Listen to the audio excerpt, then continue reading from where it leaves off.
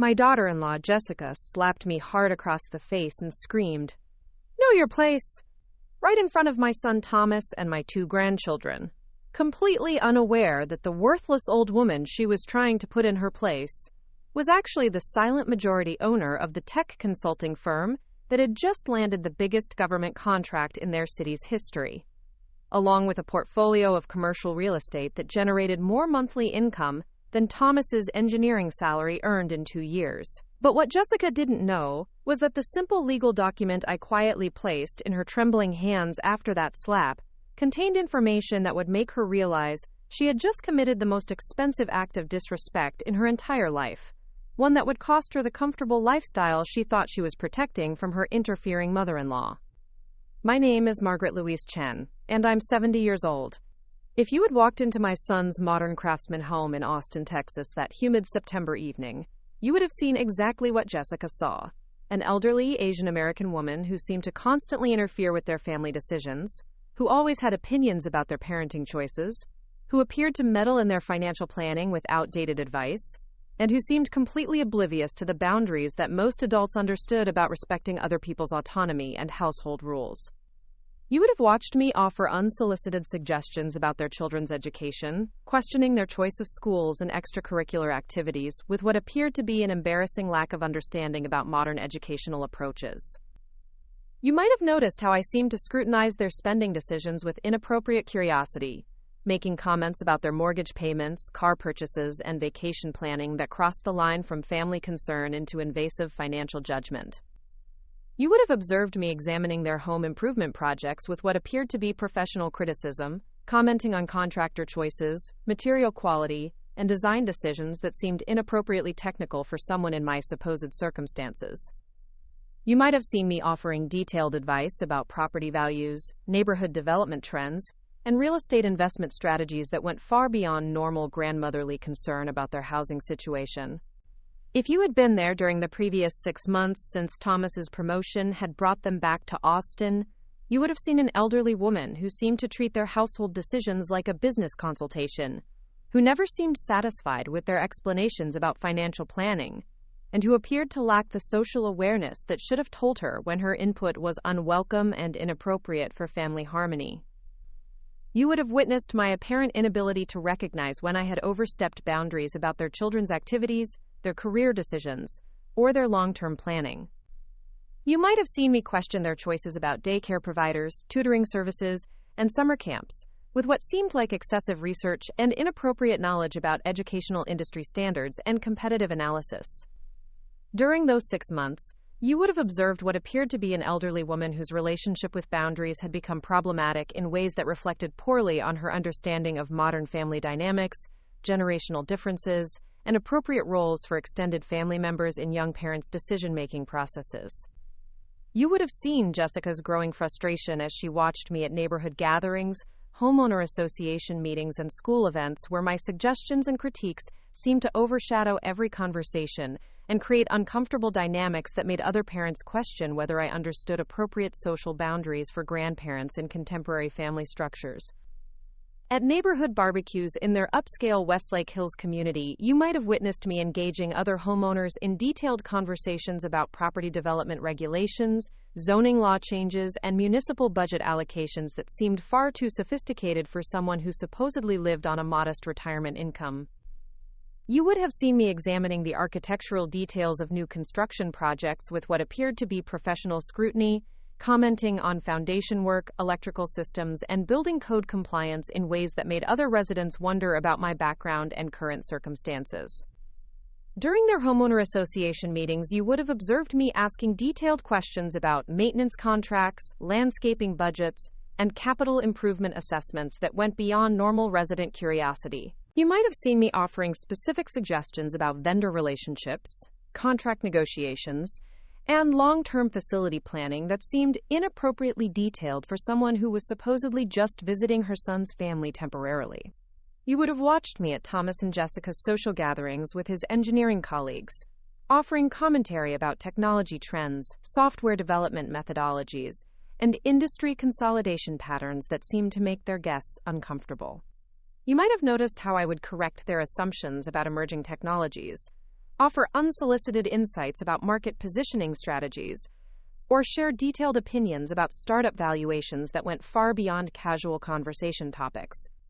If you had been present during their dinner parties with Jessica's marketing agency friends, you would have seen me dominating conversations about digital advertising strategies, customer acquisition costs, and social media platform analytics in ways that seemed to make their colleagues question where an elderly woman would acquire such specific knowledge about contemporary marketing practices. You might have observed me at their children's school events, engaging teachers and administrators in discussions about educational technology implementations, curriculum development trends, and academic performance metrics that seemed inappropriately professional for a grandmother's casual interest in her grandchildren's schooling. During parent-teacher conferences, you would have watched me asking detailed questions about standardized testing methodologies, learning management systems, and educational outcome assessments that made educators wonder whether I had professional experience in educational administration or academic research. At school fundraising events, you might have seen me offering specific suggestions about donor cultivation strategies, grant application processes, and capital campaign management techniques that seemed far beyond typical parent-volunteer knowledge, creating awkward moments when organizers weren't sure how to respond to such sophisticated advice from someone who appeared to be simply an interested grandmother. You would have witnessed my interactions with their financial advisors, insurance agents, and real estate professionals, where I would ask probing questions about investment strategies, policy structures, and market analysis that seemed to make these professionals defensive about their recommendations and uncertain about my background or qualifications to assess their advice. During meetings with their mortgage broker about refinancing their home, you might have observed me questioning interest rate calculations, loan structure options, and closing cost breakdowns with what appeared to be uncomfortably detailed knowledge of banking practices and real estate finance mechanisms. You would have seen me examining their investment portfolio statements with what looked like professional analysis skills, offering critiques of asset allocation strategies, fee structures, and performance benchmarks that made their financial advisor clearly uncomfortable about having a non-client reviewing and commenting on his recommendations. If you had been there when they met with contractors about their kitchen renovation, you would have watched me asking detailed questions about permit requirements, building code compliance, and materials sourcing that suggested an inappropriately intimate knowledge of construction industry practices and regulatory frameworks. You might have seen me reviewing their contractor estimates with what appeared to be line-by-line cost analysis expertise, questioning markup percentages, labor allocation calculations, and timeline projections in ways that made the contractors wonder whether I had professional experience in construction management or project development. You would have observed me during their meetings with landscape architects about their backyard redesign, offering technical commentary about drainage systems, soil composition analysis, and plant selection criteria that seemed far beyond typical homeowner knowledge, creating uncomfortable moments when the professionals weren't sure whether to treat me as an informed collaborator or an intrusive observer. During their consultations with interior designers about furniture selection and room layouts, you might have witnessed me providing detailed feedback about space utilization principles, color psychology applications, and ergonomic design considerations that suggested professional knowledge of architectural planning and commercial space development. You would have seen Jessica's increasing irritation as I questioned their vacation planning decisions, offering detailed analysis of destination market conditions, currency exchange implications, and travel industry pricing strategies that seemed inappropriately sophisticated for someone who supposedly had limited travel experience and modest financial resources. When they discussed their children's summer camp options, you might have observed me providing comprehensive assessments of program quality indicators, safety protocol standards, and educational outcome measurements that went far beyond normal grandparent concern and suggested professional experience in youth development or educational program evaluation. You would have watched me during their discussions about college savings strategies, offering detailed commentary about 529 plan structures, investment option comparisons, and tax implication analyses that seem to require professional financial planning knowledge rather than casual retirement planning experience. If you had been present when they met with their accountant during tax preparation season, you would have seen me asking sophisticated questions about deduction optimization strategies, business expense categorization, and audit risk assessment that made their CPA clearly uncomfortable about having a non-client participating in confidential financial discussions. You might have witnessed my interactions with their insurance representatives, where I would provide detailed analysis of coverage gap assessments, premium structure evaluations, and claim probability calculations that suggested professional experience in risk management or insurance industry operations. You would have observed me during their meetings with estate planning attorneys, offering specific insights about trust structure options, tax minimization strategies, and asset protection mechanisms that seemed far beyond typical client knowledge and made the legal professionals question my background and qualifications. During their consultations with their children's pediatrician, you might have seen me asking detailed questions about developmental milestone assessments, educational intervention strategies, and therapeutic resource options that suggested professional knowledge of child development or special education services. You would have watched me at their parent school conferences, providing specific feedback about individualized education plan structures, accommodation strategy implementations, and academic progress monitoring techniques that seemed inappropriately professional for a grandmother's casual interest in educational outcomes. If you had been there during their discussions about their children's extracurricular activities, you would have seen me offering comprehensive analysis of program quality indicators, instructor credential assessments, and skill development progression models that went far beyond normal family decision-making considerations. You might have observed me during their meetings with college admissions consultants, providing detailed commentary about application strategy optimization, extracurricular portfolio development, and competitive positioning analysis that seemed to require professional experience in educational consulting or admissions advisory services. You would have witnessed my interactions with their career counselors and professional development coaches, where I would offer specific insights about industry trend analysis, skill gap assessments, and career trajectory planning that suggested extensive knowledge of talent management and professional development strategies. During their consultations with retirement planning specialists, you might have seen me asking probing questions about withdrawal strategy calculations, longevity risk assessments, and healthcare cost projections that seemed far beyond typical retiree knowledge and suggested professional experience in financial services or actuarial analysis. You would have watched me during their meetings with business consultants about Thomas's potential entrepreneurship opportunities, offering detailed feedback about market entry strategies, competitive analysis frameworks, and financial projection methodologies that seemed inappropriately sophisticated for someone without business ownership experience. If you had been present when they discussed their real estate investment options, you would have seen me providing comprehensive analysis of cash flow projections, appreciation potential assessments, and market timing considerations that suggested professional experience in commercial real estate development or investment management. You might have observed me during their consultations with technology specialists about home automation systems, asking detailed questions about integration protocols, security architecture, and scalability planning that seemed far beyond typical consumer knowledge and suggested professional experience in technology consulting or systems integration. But what you couldn't have seen, what you couldn't have imagined, and what you were about to discover in the most shocking way possible was that every single assumption they had made about my financial situation, my professional background, and my understanding of business and real estate dynamics was not just wrong.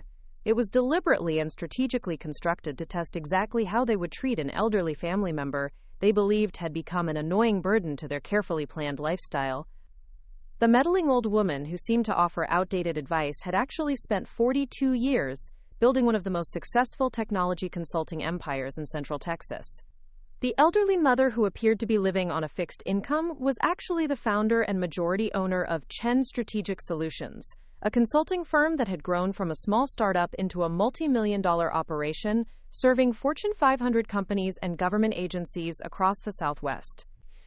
The woman who seemed inappropriately interested in their business decisions was actually one of the most respected figures in Austin's technology industry, whose strategic recommendations had influenced major corporate relocations, municipal development projects, and educational system implementations throughout the region.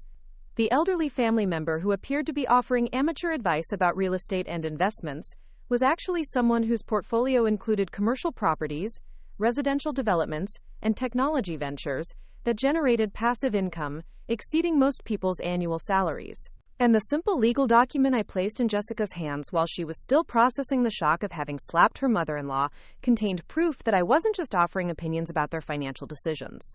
I was the hidden force behind the commercial development project that would determine their neighborhood's future property values, the silent partner in the educational consulting firm that influenced their children's school district policies, and the strategic investor whose decisions about Austin's tech industry could make or break the career advancement opportunities that Thomas believed he was building independently. The detailed questions I asked about their contractor choices weren't the inappropriate meddling of a confused elderly woman. They were the professional assessments of someone who had developed dozens of commercial properties and understood construction industry practices better than most general contractors. The technical comments I made about their technology purchases weren't signs of outdated thinking. They were the expert observations of someone whose consulting firm had implemented similar systems for major corporations and government agencies throughout the region. The excessive interest I showed in their children's education wasn't inappropriate grandparent interference. It was the careful evaluation of someone who had served on multiple educational advisory boards and whose consulting work had influenced curriculum development and technology implementation strategies for school districts across 3 states. But before I reveal the contents of that legal document and the moment when Jessica's world turned completely upside down, you need to understand how I had reached this point, why I had chosen to test my family's character through their attitudes about boundaries and respect, and what I had learned about their true values during those 6 months that would determine their future in ways they couldn't possibly imagine. Because sometimes the most important questions aren't about whether elderly people should mind their own business. They're about whether their families can treat them with respect when they think no one important is watching, and what happens when someone with real power decides to find out exactly who their loved ones really are, when they believe their social status and family harmony are at stake. By the time Thomas and Jessica had settled into their new Austin routine, I had carefully established my cover as a well-meaning but financially limited elderly woman whose attempts to help often crossed boundaries they weren't comfortable with. But now it was time to begin planting the seeds that would eventually grow into the devastating revelation that would destroy every assumption they had made about my capabilities, my resources, and my true position in Austin's business community. The first major anomaly occurred during their house hunting process in May.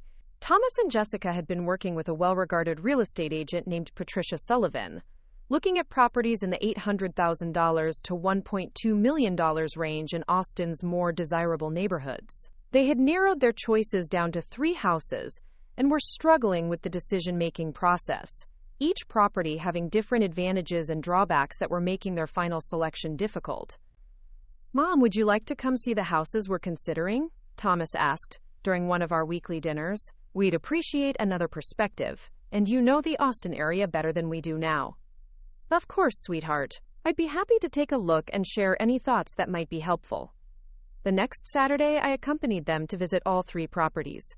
Patricia Sullivan, their real estate agent, was pleasant and professional as she guided us through each home, pointing out features and amenities while discussing the pros and cons of each location, school district, and neighborhood development pattern. At the first house, a contemporary design in the Tarrytown area, I began what appeared to be casual curiosity about the property details, but was actually a systematic professional assessment that would soon make Patricia very uncomfortable. "Patricia, what can you tell me about the foundation work on this house?" I asked while examining the basement area with what seemed like unusual attention to structural details. "Well, Mrs. Chen, the foundation appears to be in good condition. The inspection didn't reveal any significant issues. I noticed some minor settling cracks in the southwest corner. Has there been any recent work on the drainage systems around that area? The soil composition in this part of Tarrytown can be problematic if the water management isn't properly designed." Patricia looked surprised by the technical specificity of my question. "I'm not sure about recent drainage work. Would you like me to contact the sellers about maintenance records?" "That would be helpful. Also, I'm curious about the electrical panel upgrade timeline. The current system looks like it might be 15 years old, which means it's probably due for modernization soon." That could be a significant expense for Thomas and Jessica to factor into their decision. Thomas and Jessica exchanged glances, clearly wondering how their mother on a limited retirement income had acquired such detailed knowledge about home construction and maintenance issues. At the second house, a traditional colonial in the Westlake Hills area, I continued my apparent amateur interest in property details while actually conducting a professional-level evaluation that began to make everyone uncomfortable. Patricia, what's the history of the HVAC system in this house? The ductwork configuration suggests it might have been retrofitted, rather than designed for the original floor plan. I believe the system was updated about 8 years ago, Patricia replied, though I could see her growing confusion about why an elderly woman was asking such technically sophisticated questions. The retrofit appears well executed, but I'm concerned about the zoning efficiency for a house this size. Has anyone done an energy audit to assess whether the current system is appropriately sized for optimal cost effectiveness? I don't have information about energy audits, Patricia said, clearly beginning to feel defensive about her knowledge of the property details. You might want to recommend that Thomas and Jessica request one before making an offer. With energy costs rising, an improperly sized system could add $200 to $300 per month to their utility expenses. That's significant money over the life of a mortgage. Jessica was now staring at me with obvious bewilderment. Margaret, how do you know so much about HVAC systems and energy efficiency? I smiled innocently, maintaining my persona of a helpful grandmother who had simply picked up random information over the years.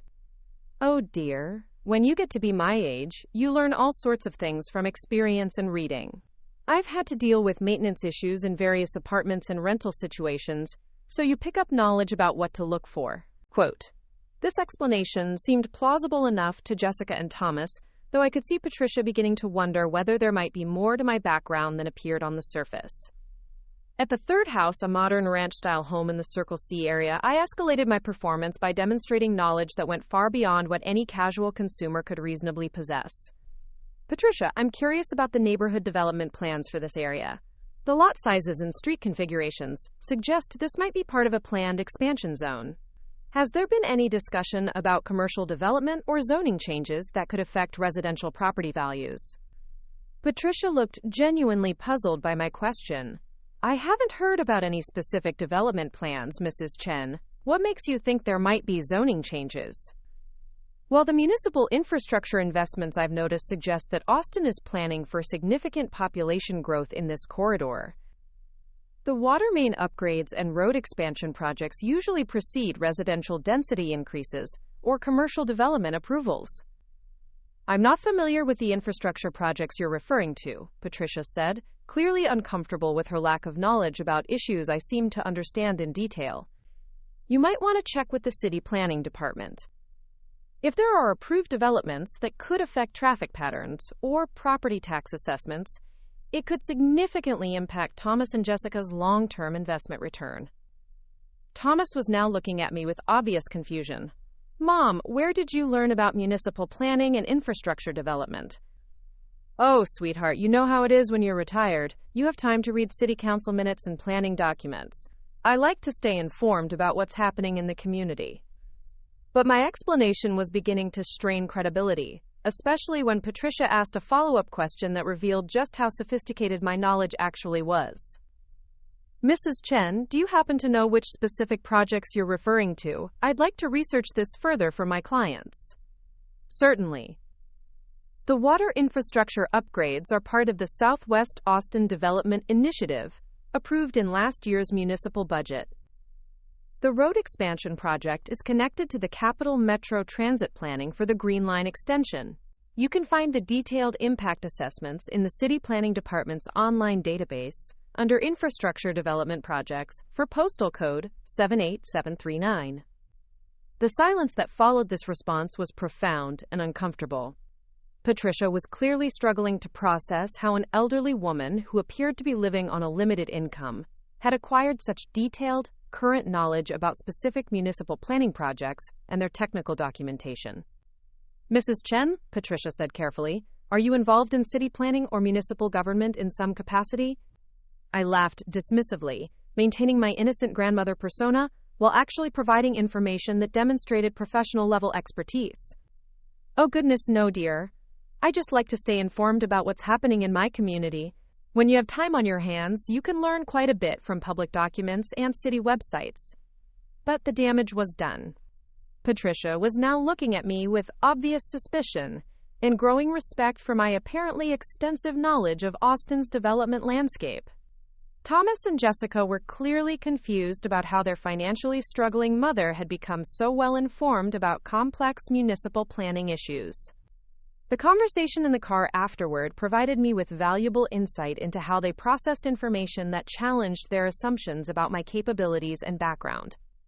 "Mom, that was really impressive knowledge about the city planning stuff," Thomas said, though his tone suggested confusion rather than admiration. "I had no idea you were so interested in municipal development." "Well, dear, when you're looking at neighborhoods where your family might be living, you want to make sure you understand what changes might be coming that could affect your quality of life and property values." Jessica's response was more direct and revealing about her fundamental attitude toward my apparent expertise. "Margaret, some of that information seemed pretty technical and current. Are you sure you got it from just reading city websites?" "Where else would I get it, dear? I'm certainly not a city planner or real estate developer. I just try to be thorough when I'm researching things that might affect my family." Quote. This exchange established a pattern that would repeat throughout the testing period. When I demonstrated knowledge that exceeded their expectations, they would question its source and legitimacy, rather than reconsidering their assumptions about my background and capabilities. 2 weeks later, during Thomas's first month at his new position, I created the second major anomaly by demonstrating technical knowledge about his industry that seemed far beyond what a retired grandmother should reasonably possess. Thomas had been sharing some of the challenges he was facing in his new role, heading the Austin Development Division for his engineering consulting firm. The company was bidding on several major projects, and Thomas was struggling with some of the technical and strategic aspects of the proposal development process. "I'm working on this bid for the State Transportation Department's Bridge Infrastructure Assessment Project," Thomas mentioned during dinner. "It's a huge opportunity, but the requirements are really complex, and I'm not sure our team has experience with all the specification protocols they're requesting." "What kind of protocols are giving you trouble, sweetheart?" I asked, genuinely interested but also seeing an opportunity to test their reactions to unexpected expertise. "Well, they want detailed structural analysis using specific modeling software, and they have requirements for environmental impact assessments that go beyond what we normally handle. Plus, there are federal compliance standards that I'm not familiar with."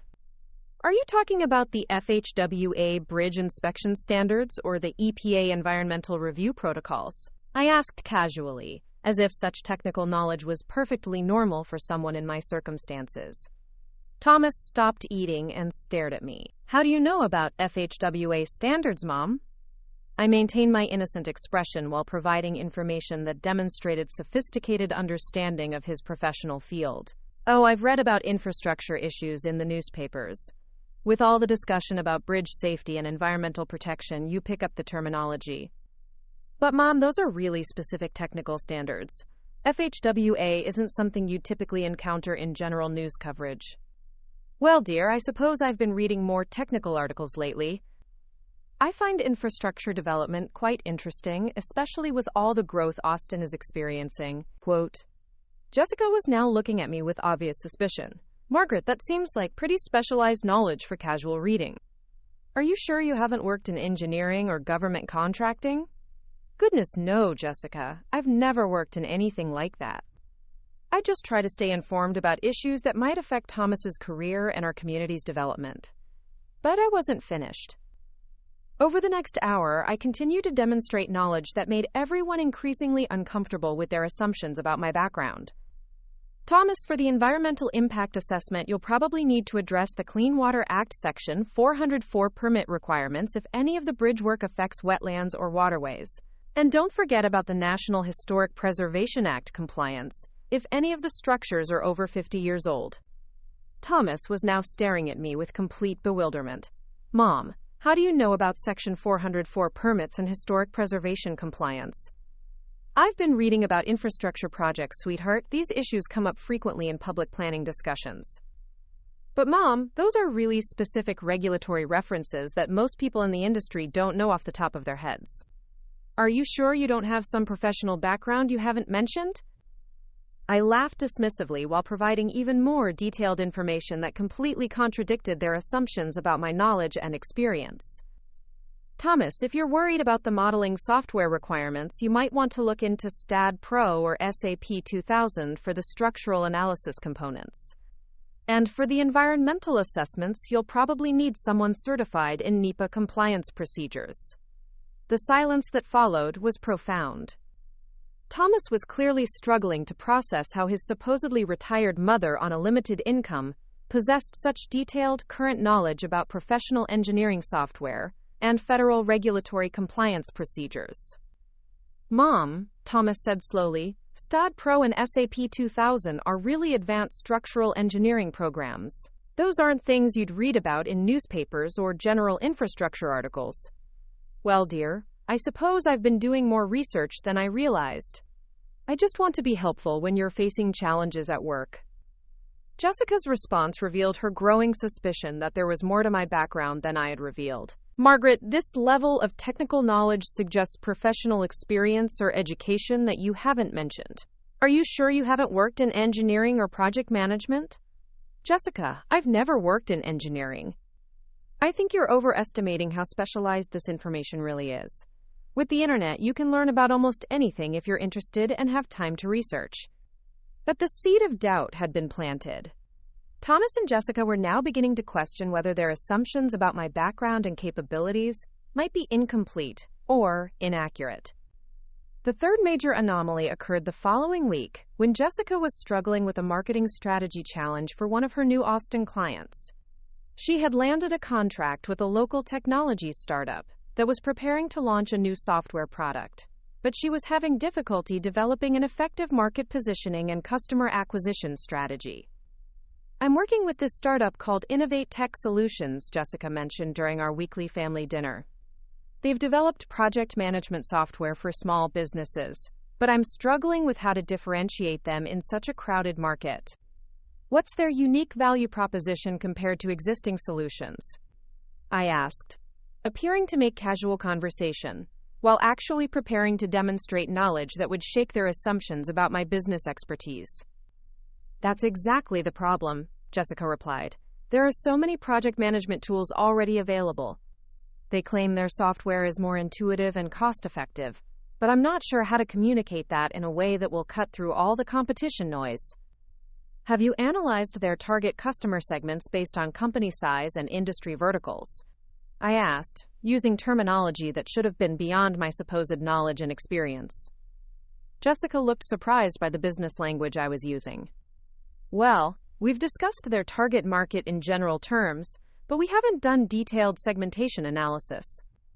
You might want to consider a tiered positioning strategy based on implementation complexity and total cost of ownership.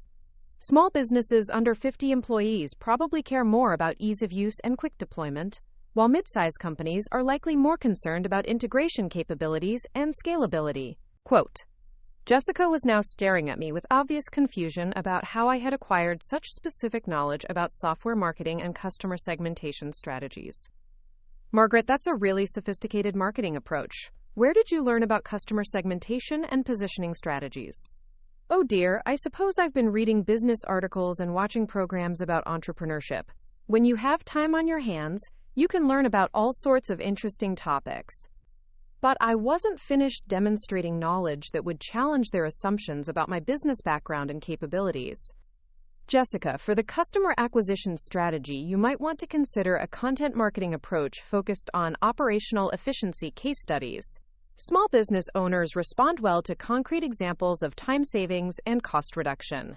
You could develop a series of industry-specific use cases, showing how the software solves common project management problems. That's actually a really good idea, Jessica said, though her tone suggested bewilderment about how her supposedly inexperienced mother-in-law was providing professional-level marketing consultation. You should also consider partnership channels with business consultants and accounting firms who work with your target market.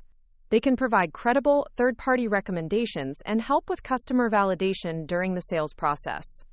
Thomas was now looking at both of us with obvious confusion about how his mother had suddenly become a marketing strategy consultant. Mom, that sounds like really advanced marketing strategy. Are you sure you don't have business experience you haven't mentioned? I maintained my innocent expression while providing even more sophisticated business insights that completely contradicted their assumptions about my background. Thomas, I just find business strategy interesting. For the pricing model, Jessica, you might want to recommend a freemium approach with limited users or projects, then tiered subscription plans based on team size and feature requirements. That reduces the barrier to initial adoption while creating clear upgrade paths. Jessica was now staring at me with obvious suspicion and growing respect for my apparently extensive business knowledge. Margaret, this is really professional-level strategic thinking. This isn't the kind of advice you get from casual reading or television programs. Quote, well, dear, I suppose I've always been interested in how businesses work. When you see Thomas and Jessica working so hard to build your careers, you naturally want to understand the challenges you're facing. But the conversation that followed revealed that my demonstrations of unexpected expertise were beginning to create significant cognitive dissonance for both Thomas and Jessica. Mom, Thomas said carefully, some of the things you've said tonight sound like you have real business experience. The engineering software knowledge, the regulatory compliance information, and now this marketing strategy advice, it's all pretty sophisticated stuff. Are you suggesting I'm not capable of learning about these topics, Thomas? I asked, allowing a slight edge to enter my voice while maintaining my persona of a helpful but misunderstood grandmother. No, Mom, that's not what I'm saying. It's just that this level of knowledge usually comes from professional experience or formal education, not from casual reading and general interest. Jessica's response was more direct and revealed her growing discomfort with the contradictions between my supposed circumstances and my apparent capabilities.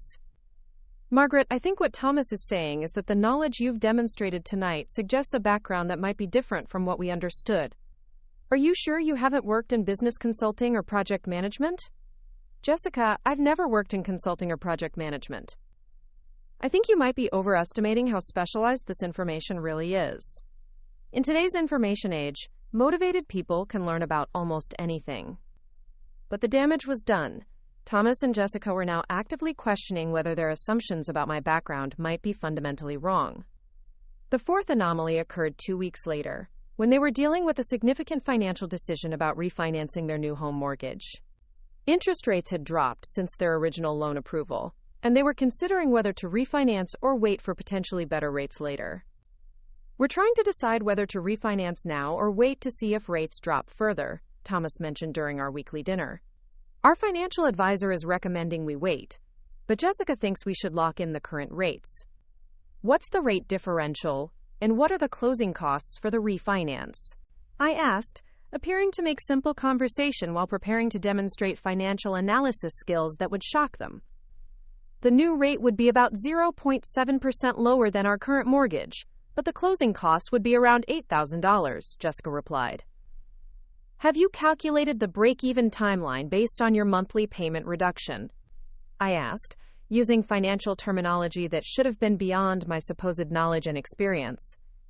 Thomas looked surprised by my technical language. Break-even timeline? Yes, dear, the number of months it will take for your payment savings to offset the refinancing costs. That tells you whether the refinance makes financial sense based on how long you plan to stay in the house. I pulled out a small notebook and began making calculations that demonstrated mathematical skills and financial analysis capabilities that completely contradicted their assumptions about my background. Let's see, if your current payment is around $4,200 per month, a 0.7% rate reduction on an $850,000 mortgage should save you approximately $495 per month. With $8,000 in closing costs, your break-even point would be about 16 months. Thomas and Jessica were now staring at me with obvious amazement at my ability to perform complex financial calculations quickly and accurately. Mom, how did you calculate that so fast? And how did you know our approximate mortgage amount and payment? Well, sweetheart, based on the house price and your down payment discussion, the mortgage amount was easy to estimate, and the payment calculation is just basic mathematics. But I wasn't finished demonstrating financial expertise that would completely challenge their assumptions about my capabilities.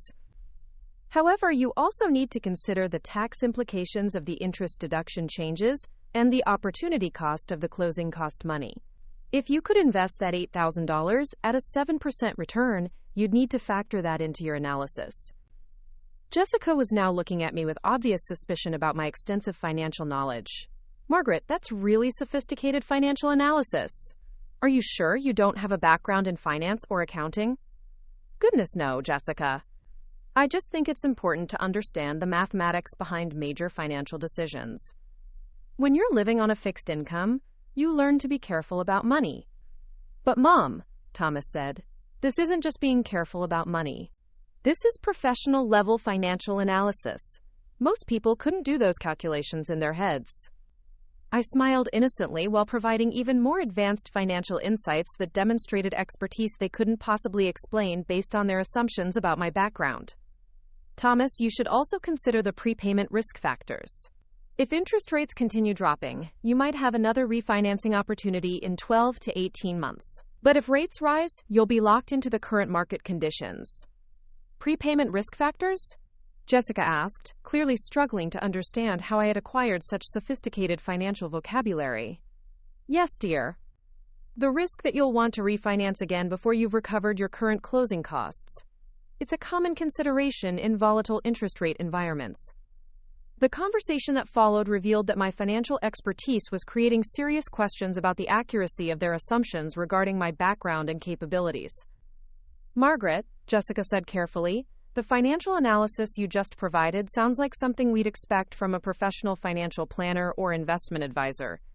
Are you sure you don't have professional experience we don't know about? Jessica, I've never worked as a financial planner. I just think it's important to understand the mathematics behind financial decisions, especially when it affects my family's well-being. But Thomas was now directly challenging the plausibility of my explanations. Mom, the calculations you just did, the terminology you used, and the strategic factors you identified, that's not casual financial literacy. That's professional-level expertise.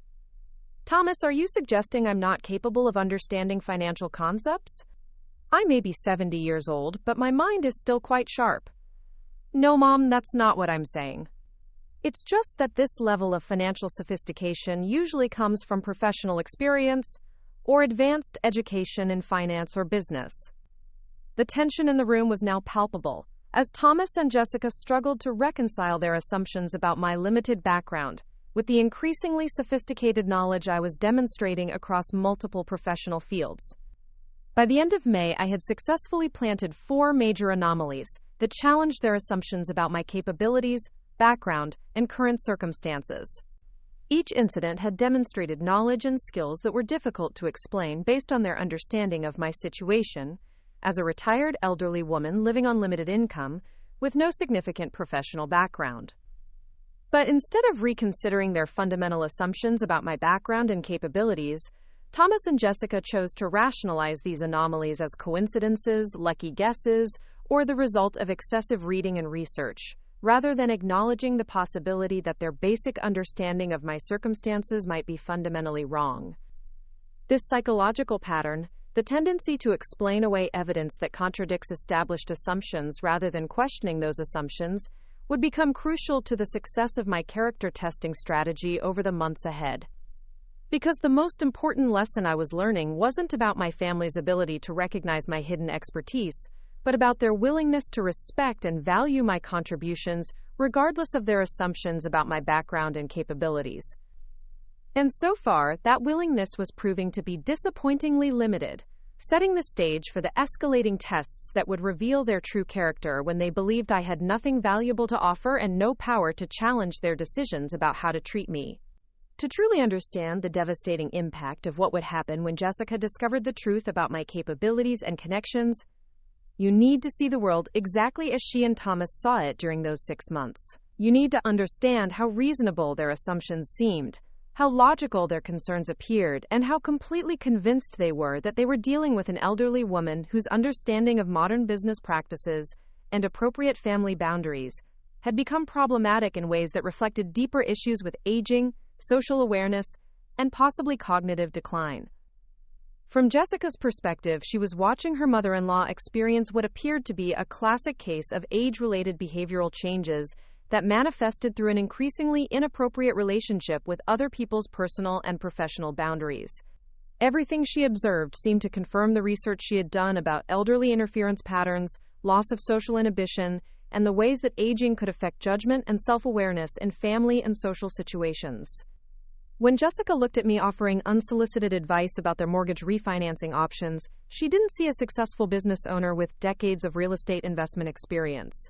She saw an elderly woman whose ability to understand contemporary financial markets had been compromised by outdated information sources, possibly early-stage dementia affecting her grasp of current economic conditions, or the kind of cognitive rigidity that elderly individuals sometimes develop when their capacity to process new information becomes limited. When she watched me examine their contractor estimates with intense concentration, asking detailed questions about markup percentages and timeline projections, she didn't see someone with 42 years of commercial development expertise. She saw cognitive fixation behavior that elderly individuals sometimes develop when their ability to process complex social situations becomes limited, causing them to focus obsessively on concrete, technical details as a way to feel more in control of their environment and maintain some sense of relevance in discussions beyond their actual understanding. The sophisticated questions I asked about their investment portfolio weren't the inquiries of someone who had built a multi-million-dollar business empire. They were concerning displays of diminished social awareness that suggested I had lost the ability to recognize appropriate boundaries between family members, and to understand that offering financial advice without professional qualifications could create awkward situations and potentially harmful guidance for young families trying to establish their independence. My apparent inability to recognize when my input was unwelcome wasn't strategic testing of their character. It was evidence of the kind of self-centeredness that can develop in elderly individuals whose cognitive abilities are declining and whose capacity for empathy and social awareness has been compromised by age-related brain changes that affect judgment and consideration for others' feelings and preferences. From Jessica's perspective, my detailed commentary about their children's educational choices wasn't the professional assessment of someone with extensive experience in educational consulting. It was concerning examples of the boundary confusion and inappropriate involvement that can develop when elderly individuals feel displaced from their traditional family roles and attempt to maintain relevance by inserting themselves into decision-making processes where their input is neither requested nor qualified. When I offered specific suggestions about their vacation planning, real estate decisions, and career development strategies, Jessica saw controlling behavior that reflected an elderly person's attempt to maintain some sense of authority and influence in situations where they no longer had relevant knowledge or appropriate standing. She interpreted my detailed recommendations as the kind of overreaching that can develop when elderly individuals feel powerless in other areas of their lives and compensate by trying to manage and direct their adult children's choices. My extensive knowledge of technology trends and business development strategies wasn't evidence of current professional involvement. It was the kind of outdated information that elderly individuals sometimes retain from decades past, mixed with confusion about current realities and an inability to distinguish between memories of past experiences and accurate understanding of how contemporary industries and markets actually operate. When Jessica observed me at their social gatherings, engaging their friends and colleagues in detailed conversations about industry practices and business strategies, she saw inappropriate boundary-crossing behavior that suggested I had lost the ability to understand professional hierarchies and social contexts. She interpreted my technical questions and strategic insights as the kind of intrusive curiosity that can develop when elderly individuals become socially isolated and treat every interaction as an opportunity for excessive personal connection and validation. My corrections of other people's assumptions about market conditions, technology implementations, and business practices weren't demonstrations of professional expertise. They were examples of the argumentative behavior that can develop in elderly individuals whose cognitive flexibility has decreased, making them more rigid in their thinking and more likely to correct others inappropriately rather than engaging in the kind of diplomatic conversation that social and professional situations require. From Jessica's perspective, my detailed knowledge of construction industry practices and real estate development trends wasn't evidence of extensive business experience. It was the kind of superficial information that elderly individuals sometimes acquire through excessive consumption of business media, home improvement shows, and financial publications, mistaking consumer-level exposure to industry terminology for actual professional competence and market understanding. When I offered unsolicited advice about their contractor selection, material choices, and project management approaches, Jessica didn't see strategic consultation from someone with decades of commercial development experience. she saw the inappropriate advice giving that can develop when elderly individuals feel their experience and knowledge are being ignored, leading them to insert themselves into conversations and decisions where their input is neither requested nor relevant to contemporary practices and standards. My intense interest in their financial planning and investment decisions wasn't professional market research. It was the kind of inappropriate curiosity about other people's personal affairs that can develop when elderly individuals become anxious about money, or lose the social awareness that should prevent them from asking invasive questions about budgets, financial goals, and private family planning considerations. The detailed feedback I provided about their children's educational programs and extracurricular choices wasn't valuable professional assessment. It was excessive criticism that reflected an elderly person's inability to trust younger generations' judgment without constant oversight in comparison to supposedly superior past standards, possibly indicating anxiety about family changes or the kind of negative thinking patterns that can develop when people feel their influence and relevance are diminishing. When Jessica watched me interact with their professional service providers, accountants, lawyers, insurance agents, and financial advisors, she saw behavior that crossed professional boundaries and suggested I didn't understand the difference between being a concerned family member and being inappropriately involved in other people's business relationships and confidential professional consultations. My ability to identify specific problems with their service providers' recommendations wasn't evidence of professional expertise. It was the kind of detailed consumer advocacy that some elderly individuals develop as a hobby or compensation mechanism when they have too much time and too few meaningful activities to occupy their minds productively.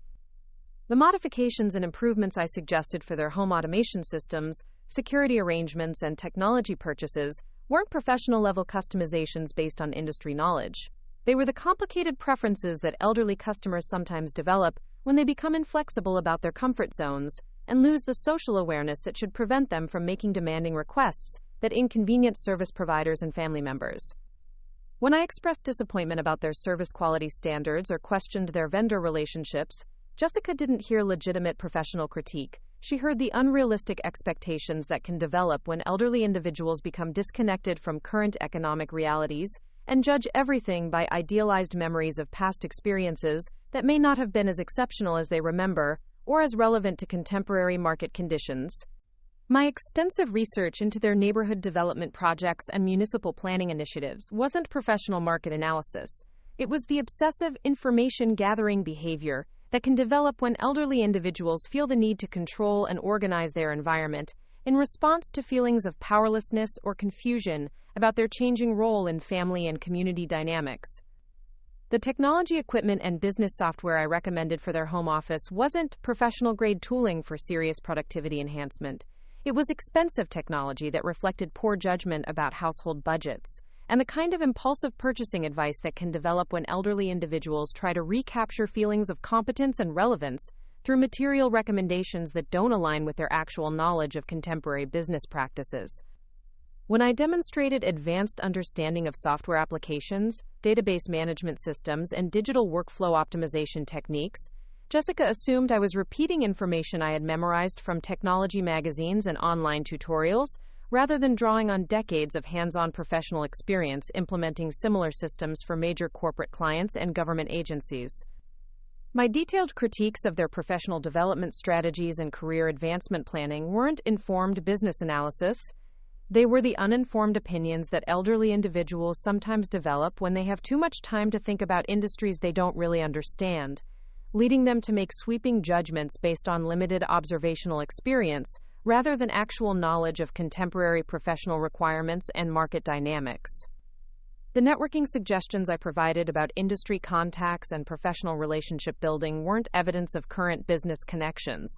They were examples of elderly individuals trying to feel relevant and important by claiming associations with people and organizations that may have been peripheral connections decades ago, exaggerated over time into more significant relationships than actually existed or remained current and valuable. When I discussed market trends and competitive analysis with apparent expertise, Jessica heard the kind of superficial knowledge that elderly individuals sometimes acquire through excessive reading of business publications and industry blogs, mistaking consumer-level information for professional insight, and failing to understand the difference between being well-informed about an industry and actually working in it successfully at senior levels. My suggestions for improving their business processes and operational efficiency weren't valuable professional consultation. They were inappropriate interference from someone who didn't understand the difference between having opinions about business practices and having the qualifications to advise others about complex operational decisions in industries they had never actually worked in professionally at decision-making levels.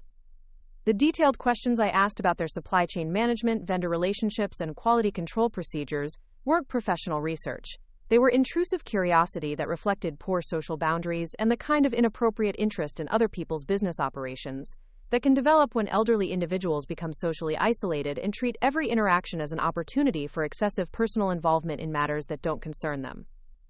When I demonstrated knowledge of regulatory compliance requirements, industry safety standards, and professional certification processes, Jessica assumed I had become obsessive about bureaucratic procedures as a result of age-related anxiety about rules and regulations, leading me to research and memorize requirements that had no relevance to my actual life circumstances, but gave me a sense of expertise and control in areas where I felt competent to contribute meaningful observations.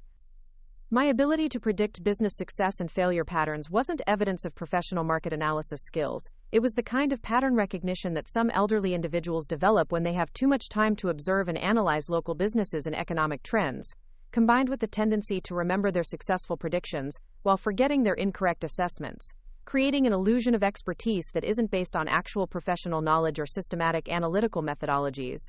The detailed cost-benefit analyses I provided for various business and investment opportunities weren't professional financial assessment. They were inappropriate curiosity about other people's business finances, combined with oversimplified calculations that reflected a consumer's perspective rather than understanding of the complex economic factors that actually determine business profitability, market sustainability, and long-term competitive positioning. When I offered to introduce Thomas and Jessica to business leaders and industry professionals in Austin's technology sector, they assumed I was exaggerating casual social acquaintanceships into more significant business relationships, the way elderly individuals sometimes inflate their social connections to feel more important and relevant than their actual circumstances would suggest to people who understand contemporary professional networking and business relationship dynamics. My detailed knowledge of commercial real estate markets and property development trends wasn't evidence of extensive investment experience. It was information I had gathered through excessive research and observation as a way to feel intellectually engaged with industries that interested me as a consumer rather than as someone with actual professional involvement in site selection, development planning, and commercial property investment strategies. The specific advice I gave about business financing options, loan structures, and capital formation strategies weren't professional financial consultation. They were oversimplified assumptions based on consumer-level observations and magazine articles, reflecting the kind of surface-level understanding that elderly individuals sometimes develop when they mistake extensive reading for actual business experience and professional expertise in complex financial markets. When I discussed employee management techniques, organizational development strategies, and corporate culture optimization with apparent authority, Jessica heard the kind of secondhand knowledge that elderly individuals sometimes acquire through business book reading and documentary viewing, mistaking theoretical information about management practices for actual understanding of leadership challenges and human resource management in contemporary professional environments. My critiques of their marketing approaches and customer engagement strategies weren't professional media analysis.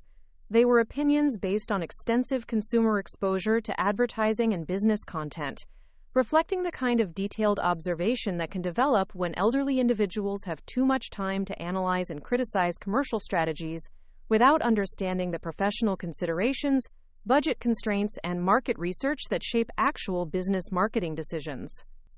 The detailed information I shared about industry conferences, professional development opportunities, and business networking events wasn't evidence of active professional participation. It was extensive research I had conducted as an interested observer who had become obsessive about following industry news and developments, creating an appearance of insider knowledge that was actually based on public information and media coverage rather than genuine professional involvement and industry relationships.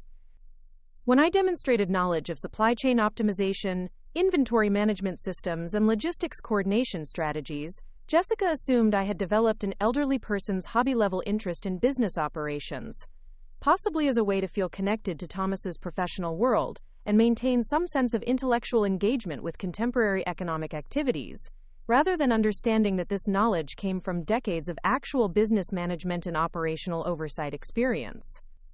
My ability to identify specific inefficiencies in their business processes and operational workflows wasn't evidence of professional consulting experience. It was the kind of detailed consumer observation that some elderly individuals develop when they become analytical about systems and procedures, as a way to feel competent and valuable in an increasingly complex business environment that they observe but don't actually participate in professionally. The financial projections and business model analyses I prepared for their various entrepreneurship considerations weren't professional business planning documents. They were simplified calculations based on consumer-level assumptions and theoretical frameworks, reflecting the kind of amateur business interest that elderly individuals sometimes develop when they mistake casual study of business principles for actual expertise in venture development and market analysis. All of these observations led Jessica to a conclusion that seemed completely logical and well supported by evidence. I was an elderly woman whose cognitive abilities were declining in ways that made me inappropriate for involvement in important family and business decisions, whose understanding of contemporary professional practices was outdated and potentially harmful, and whose claims about industry knowledge and business connections were either exaggerated memories from decades past or compensatory fantasies designed to make me feel more important and relevant than my actual circumstances would justify. From her perspective, the kindest interpretation was that I was experiencing the kind of age-related changes that affect judgment, social awareness, and professional competence, requiring family intervention to protect both my dignity and their business and social relationships from the consequences of my inappropriate involvement in matters beyond my current capabilities and understanding. The most concerning interpretation was that I was developing cognitive impairment that was manifesting through obsessive behavior, poor professional boundaries, and an inability to distinguish between appropriate family support and inappropriate interference in adult children's personal and professional decision-making processes. Either way, Jessica believed she was dealing with an elderly family member whose behavior had become potentially harmful to their professional relationships and financial security, requiring careful management and possibly professional intervention to address what appeared to be serious judgment problems that were affecting everyone involved in their family and business networks. And that complete conviction, that absolute certainty that she understood my situation and was making appropriate assessments about my capabilities and the risks my behavior posed to their family's success, was exactly what made the revelation that was coming so perfectly devastating when it finally arrived.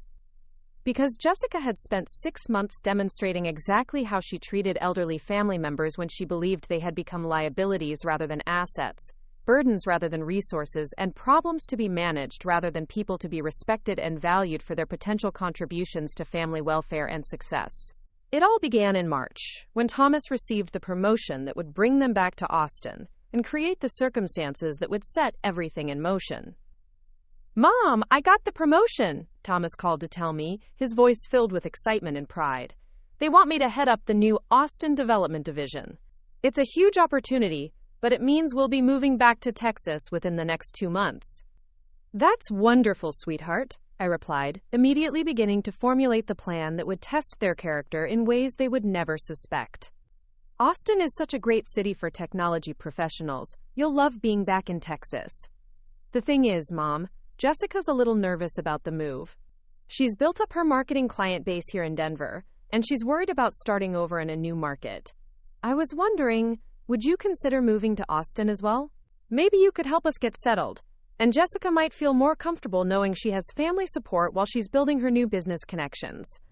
This was the perfect opening for the deception I was about to begin. "Oh, Thomas, I'd love to help, but I'm not sure I could afford to relocate right now. My retirement income is pretty limited, and Austin's real estate market has gotten so expensive in recent years." There was a brief pause on the other end of the line, and I could hear Jessica's voice in the background asking about our conversation. Thomas explained my supposed financial concerns, and I listened carefully to their hurried discussion about whether they could help with my relocation costs and what it would mean for their household budget to support an elderly family member during their own transition.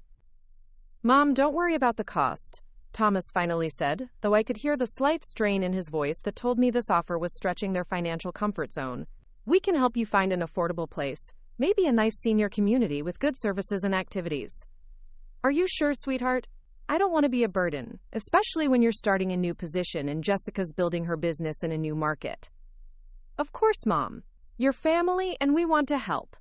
Besides, it would be great for the kids to have their grandmother nearby." Quote. But even as Thomas said those words, I could detect the undertone that suggested this arrangement would be more about family obligation than genuine enthusiasm for my presence in their daily lives. That tone would become crucial evidence in the months ahead.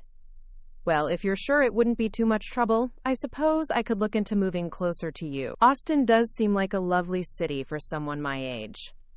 Over the following weeks, I carefully constructed the financial backstory that would support my deception. I created documentation showing modest retirement income, limited savings, and the kind of financial constraints that would make me dependent on family generosity for housing and daily expenses. I researched senior housing options in Austin's less expensive neighborhoods, compiled information about elderly assistance programs, and prepared the persona of someone whose financial circumstances had become precarious enough to require family support, but not so desperate as to raise questions about my previous financial planning and professional success. When Thomas and Jessica arrived in Austin in late April, I had already been living in a modest apartment in a middle-income senior community for 2 weeks, establishing the impression that I was grateful for any housing I could afford and relieved to have family nearby who could help with occasional financial assistance and social support. "Mom, this apartment is really nice," Thomas said when he first visited my temporary residence. "Are you comfortable here? Do you have everything you need?" "Oh, yes, dear. It's perfectly adequate for someone in my situation. The rent is reasonable, and there are some activities for seniors. I can't complain." Jessica looked around the apartment with what appeared to be genuine concern. "Margaret, if you need help with utilities or groceries, please let us know. We want to make sure you're comfortable while we're all getting settled." "You're so kind, Jessica. I appreciate the offer, but I'm managing fine on my pension and Social Security. I just have to be careful about expenses. You know how it is for people my age." This conversation established the financial dynamic that would frame all of our subsequent interactions. Thomas and Jessica believed they were dealing with an elderly woman whose resources were limited and whose independence was gradually diminishing, making me increasingly dependent on their generosity and guidance for both financial support and decision-making assistance. Over the next month, I gradually introduced signs of what would appear to be inappropriate curiosity about their financial and business decisions, beginning with seemingly innocent questions about their house hunting process and gradually escalating to more detailed involvement in their professional and investment planning. "Thomas, have you considered the long-term property value trends in the neighborhoods you're looking at?" I would ask during our weekly family dinners. "Some areas of Austin are overvalued right now, and you might want to factor in the municipal development plans and school district changes before making such a large investment." Thomas would glance at Jessica with a slightly puzzled expression, clearly wondering how his mother on a fixed income had acquired such specific knowledge about Austin's real estate market conditions and municipal planning considerations. "That's interesting, Mom. Where did you hear about the development plans?" "Oh, I've been reading the local newspapers and city council minutes online. When you get to be my age, you have more time to research these things. I just want to make sure you're making the best decision for your family's future." These conversations allowed me to observe how quickly their patience wore thin when dealing with someone who seemed to have inappropriately detailed opinions about decisions they considered beyond my experience and qualifications to assess.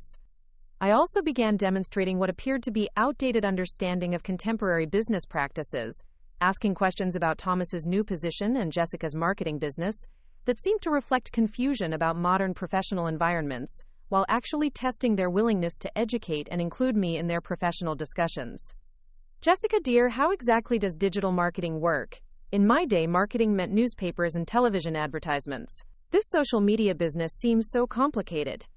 "Well, Margaret, it's quite different now. We use data analytics to target specific customer demographics through various online platforms. It's much more sophisticated than traditional advertising." "That sounds fascinating. Do you think there might be opportunities for someone with my background to contribute to that kind of work? I had some experience with customer relations and market research in my younger days." Vanessa would respond politely but dismissively, clearly viewing my interest as the unrealistic career fantasies that elderly individuals sometimes develop when they fail to understand how dramatically professional requirements have changed since their working years. These early interactions established the pattern that would define our relationship for the next 6 months. Thomas and Jessica would tolerate my curiosity and advice-giving with decreasing patience, interpreting my detailed knowledge and strategic suggestions as inappropriate interference from someone whose understanding of contemporary business and financial practices was outdated, and whose involvement in their decision-making processes was becoming increasingly problematic for their family's success and professional relationships. But what they didn't realize was that every conversation, every dismissive response, and every private discussion about managing my behavior was being carefully documented as evidence of how they treated elderly family members when they believed those family members had nothing valuable to offer and no power to affect the consequences of disrespectful treatment. The stage was now set for 6 months of systematic character testing that would reveal their true attitudes about family loyalty, respect for elders, and the treatment of people they believed were dependent on their generosity rather than capable of contributing meaningfully to their success and well-being. By June, the anomalies I had been carefully planting were creating serious cognitive dissonance for Thomas and Jessica. But rather than reconsidering their fundamental assumptions about my background and capabilities, they had chosen a different path, one that would lead directly to the confrontation that would expose their true character and trigger the most devastating revelation of their lives. Instead of questioning whether their elderly mother-in-law might possess legitimate professional expertise, they decided that my increasingly sophisticated knowledge and advice represented a dangerous escalation of inappropriate boundary crossing that required immediate intervention. Their private conversations, which I overheard through the thin walls of their Craftsman home during my frequent visits, revealed a family that had chosen control over curiosity, dismissal over respect, and social convenience over genuine understanding. "Thomas, your mother's behavior is getting worse," Jessica said during one of their evening discussions after I had provided detailed consultation about a zoning variance issue affecting their neighborhood. "She's not just offering opinions anymore. She's acting like she's some kind of professional consultant with expertise we should be taking seriously." "I know what you mean," Thomas replied, his voice filled with the frustration of someone who couldn't reconcile contradictory evidence with established assumptions. "The financial analysis she did for our refinancing was actually incredibly sophisticated, but that makes it even more concerning. Where is she getting this information? And why is she so insistent about inserting herself into our business decisions? Thomas, I think we need to consider the possibility that your mother is experiencing some form of cognitive decline that's manifesting as delusions of professional competence. The alternative explanations don't make sense. She can't actually be the expert she's pretending to be, given her financial situation and background." This conversation revealed everything I needed to know about their fundamental approach to processing information that challenged their preconceptions. Rather than investigating whether their assumptions might be wrong, they had concluded that I was experiencing mental health issues that required management and intervention. "Maybe we should talk to her doctor about this," Thomas suggested. "There might be medications or therapeutic approaches that could help her understand appropriate boundaries and realistic self-assessment. Or maybe we need to set firmer limits about her involvement in our decision-making," Jessica replied. "If she's developing unrealistic ideas about her expertise and qualifications, enabling that fantasy isn't helping anyone." These discussions told me that Thomas and Jessica had made a fundamental decision about how to handle elderly family members whose behavior challenged their comfort zones. They would medicalize, manage, and control rather than investigate, understand, and respect. The escalation I had been building toward was now ready to unfold. On the evening of September 15th, I arrived at Thomas and Jessica's home for what they believed would be a routine family dinner, but what I had planned as the culminating test of their character and the setup for the revelation that would change all of our lives forever. I had spent the day preparing not just for dinner but for the performance that would push their patience beyond all reasonable limits and force them to reveal exactly who they were when they believed they had power over someone who couldn't defend herself or challenge their decisions. "Hello, dear ones," I said cheerfully as Jessica opened the door, carrying a large folder of documents that I placed prominently on their dining room table. "I hope you don't mind, but I've prepared some materials that I think will be very valuable for your family's financial and professional planning." Jessica's expression immediately showed the familiar combination of forced politeness and barely concealed irritation that had become her standard response to my helpful interventions. "That's very thoughtful, Margaret, but we weren't expecting to discuss business matters tonight. Thomas has had a long day at work, and we were hoping for a relaxing family dinner." "Oh, this won't take long, dear. I've just done some research that I think will save you thousands of dollars and help Thomas's career advancement significantly." I'd hate for you to miss these opportunities because you didn't have access to the right information.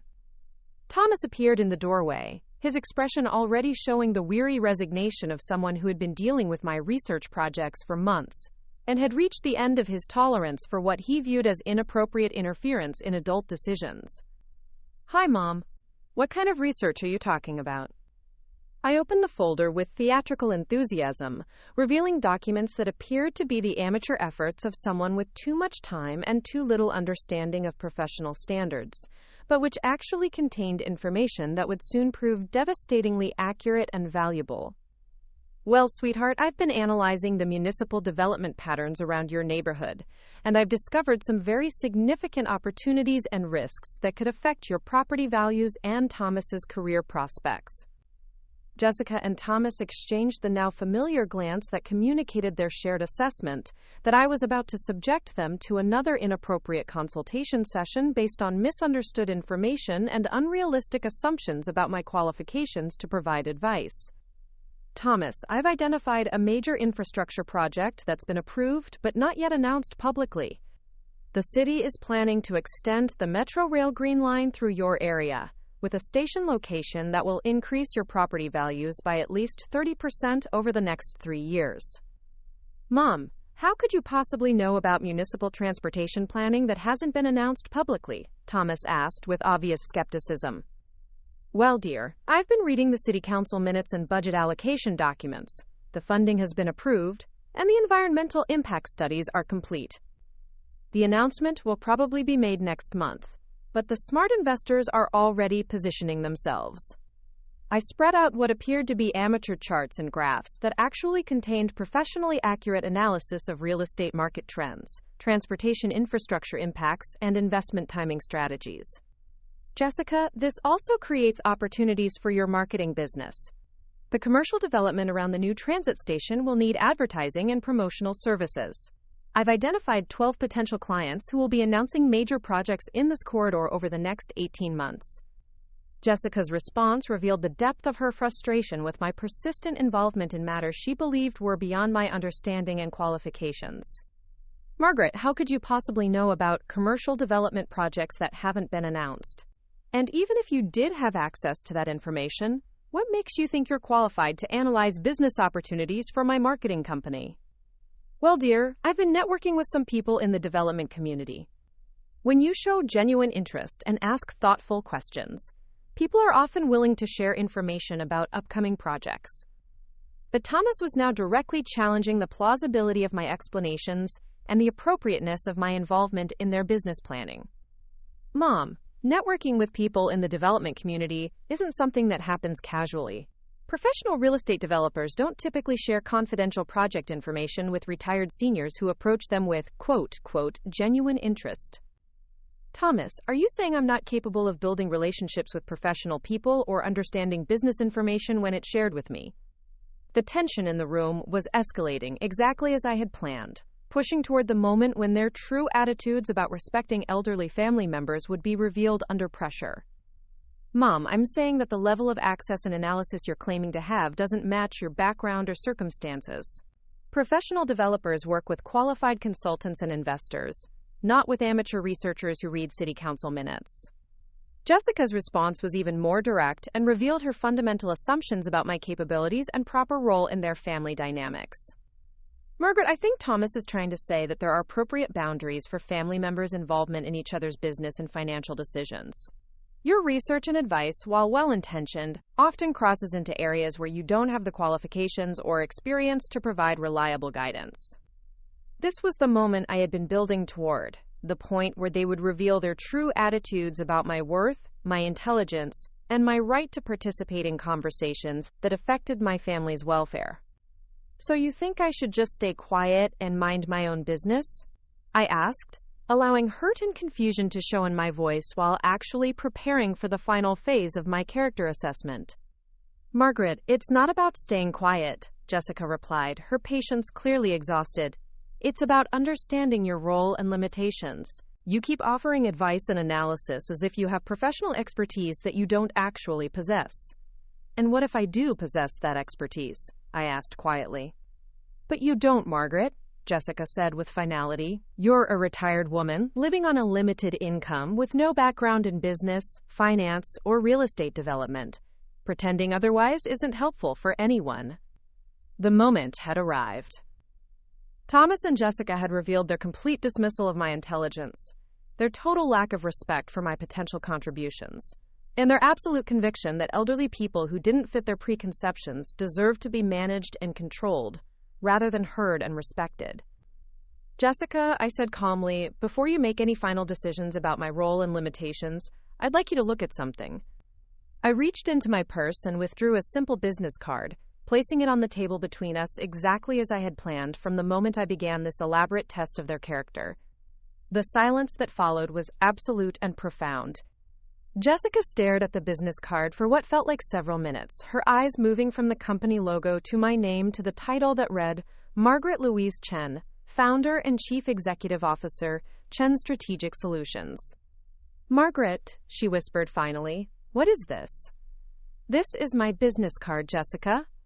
My actual business card, showing my position as the founder and CEO of Chen Strategic Solutions, the technology consulting firm that has just been awarded the largest municipal consulting contract in Austin's history, the $50 million Smart City Infrastructure project that includes the transportation planning analysis I was sharing with you tonight. Thomas leaned forward to examine the card, his face showing complete bewilderment as he tried to process what he was seeing. Mom, this says you're the CEO of Chen Strategic Solutions. That can't be right. Chen Strategic is one of the largest consulting firms in Central Texas. Actually, Thomas, Chen Strategic Solutions currently employs 347 people across 4 office locations and has generated $127 million in revenue over the past 3 years. We specialize in municipal infrastructure consulting, technology implementation, and strategic development planning for both public and private sector clients. Quote, I reached into my briefcase and began withdrawing additional documents, corporate financial statements, client contracts, industry awards, and professional certifications that documented 42 years of building one of the most successful consulting enterprises in the Southwest. This is impossible, Jessica said, her voice barely audible. You told us you were living on a limited retirement income. You said you needed help with housing costs and were worried about financial security. Jessica, I have never needed financial assistance from anyone. I have never lived on a limited income or worried about housing costs. My personal net worth exceeds $50 million, and my company generates more revenue each quarter than Thomas's engineering firm produces in an entire year. I spread out more documents across the dining table. Detailed business plans, expansion strategies, client testimonials, and professional correspondence that revealed the scope of my business operations and industry influence throughout Texas and the Southwest region. I have been testing your character by pretending to have limited resources and questionable expertise. Every instance of apparent amateur research, every moment of seeming inappropriate boundary crossing, every situation that required your patience and tolerance was carefully planned to reveal how you treat elderly family members when you believe they're vulnerable, dependent, and unqualified to contribute meaningfully to family decisions. The effect of this revelation was immediate and devastating. Jessica's face went completely white as she began to understand the magnitude of what I was telling her. You've been pretending? She whispered. Jessica, for the past 6 months I have been conducting the most comprehensive assessment of your character and Thomas's character that I could design. Every instance of apparent inappropriate advice, every demonstration of supposedly amateur research, every boundary-crossing incident was strategically designed to test how you treat elderly family members when you believe they lack professional qualifications and social awareness. I spread out more documents across the table, detailed notes I had kept about their conversations, their decisions, and their attitudes toward my apparent limitations and inappropriate involvement. I documented every conversation where you discussed my behavior without asking for my perspective. I recorded every instance where you spoke to me as if I were cognitively impaired rather than professionally qualified. I noted every decision you made about managing my conduct based on your assumptions about my limitations rather than investigation of my actual knowledge and experience. Thomas was staring at the documents with an expression of total shock and growing horror as he began to realize what my revelations meant about his own behavior over the past 6 months. Mom, are you saying that there's nothing wrong with your understanding of business and professional matters? That you don't have boundary issues or social awareness problems? Thomas, there is absolutely nothing wrong with my understanding of professional practices or appropriate social behavior. I have been managing a sophisticated consulting enterprise that depends on my ability to assess complex technical problems, understand client requirements, and maintain professional relationships with municipal governments, corporate executives, and industry partners throughout the Southwest. I pulled out my phone, not the old flip phone Thomas and Jessica had seen me using, but a current model iPhone with advanced business applications, and showed them the client management and project oversight systems I use to coordinate consulting operations across multiple states. While you were discussing my apparent inability to understand appropriate boundaries, I was actually managing consulting contracts with the City of Austin, the State of Texas Department of Transportation, and 12 major corporations including Dell, IBM, and Samsung. While you worried about my inappropriate advice and amateur research, I was leading the strategic planning team that will determine Austin's technology infrastructure development over the next decade. Jessica was reading through the corporate documents and client contracts with increasing devastation, as she realized that the inappropriate old woman she had been planning to limit and control was actually one of the most successful business leaders in Austin's technology consulting industry. But the amateur research, she said desperately, the inappropriate questions about our business decisions, the boundary-crossing advice about our professional and financial planning. Quote, Jessica, those weren't inappropriate questions from a confused elderly woman. They were professional assessments from someone who has spent 42 years developing expertise in every aspect of business development, municipal consulting, and strategic planning that affects the industries where you and Thomas work. The detailed knowledge I demonstrated about real estate development, infrastructure planning, and market analysis weren't signs of cognitive fixation. They were the routine observations of someone whose consulting business depends on understanding regional development patterns better than my competitors do. I reached into my briefcase one final time and withdrew a document that I placed directly in front of Jessica, a comprehensive analysis of Austin's technology consulting market that I had prepared for potential investors and strategic partners. Jessica, this is my most recent market analysis for the Central Texas consulting industry. It includes detailed assessments of 47 consulting firms, including profitability projections, competitive positioning, and strategic recommendations for market expansion and service development. Jessica's hands were shaking as she picked up the document and began reading. I watched her face change as she realized what the professional language and sophisticated analysis meant for her understanding of my capabilities and industry expertise. According to this analysis, I continued, Thomas's engineering firm is positioned for moderate growth but faces significant competitive challenges from larger organizations with better technology infrastructure and client relationship management systems. My consulting firm has been approached about acquiring 3 of their competitors, which would create substantial opportunities for qualified engineers with strong project management experience. Mom, this level of analysis, this isn't something you could develop from casual research or amateur interest, Thomas said weakly. Thomas, this analysis is based on 42 years of professional experience in every aspect of consulting business development, client management, and competitive market positioning. The inappropriate questions I asked about your work projects weren't the intrusive curiosity of a confused elderly woman. They were professional assessments conducted by someone who understands your industry better than most people who work in it. Quote, I began gathering the documents and returning them to my briefcase, preparing to leave their house for the final time. The most important thing you need to understand, I continued, is that every assumption you made about my capabilities, my professional qualifications, and my value as a family member was not just wrong. It was deliberately tested and found to reveal character flaws that disqualify you from the respect and business opportunities you believed you were entitled to receive. Where are you going? Thomas asked, panic clear in his voice. I'm going home, Thomas, to my executive penthouse in downtown Austin's most prestigious building, where I will continue managing my consulting operations and living independently as I have been doing successfully for the past 25 years. Margaret, please, Jessica said, tears beginning to form in her eyes. Can't we talk about this? Can't we work something out? Jessica, there is nothing to work out. You spent 6 months demonstrating how you treat elderly family members when you believe they're vulnerable and unqualified. You revealed your character when you thought no one was keeping score, and that character doesn't deserve to benefit from the business relationships and professional opportunities you tried to manage through dismissal and control. But Jessica wasn't finished. In her desperation to salvage the situation, she made the one statement that would trigger the most devastating consequence of my entire character assessment. But we were trying to help you, Jessica protested, her voice rising with frustration and panic. We thought you were having problems with boundaries and realistic self-assessment.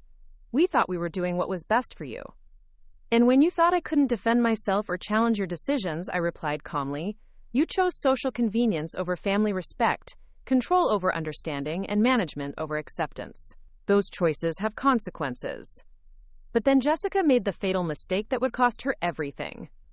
In her desperation and fury at being deceived, she lost control completely and revealed the depths of her disrespect and contempt for elderly people she viewed as burdens rather than family members deserving of dignity.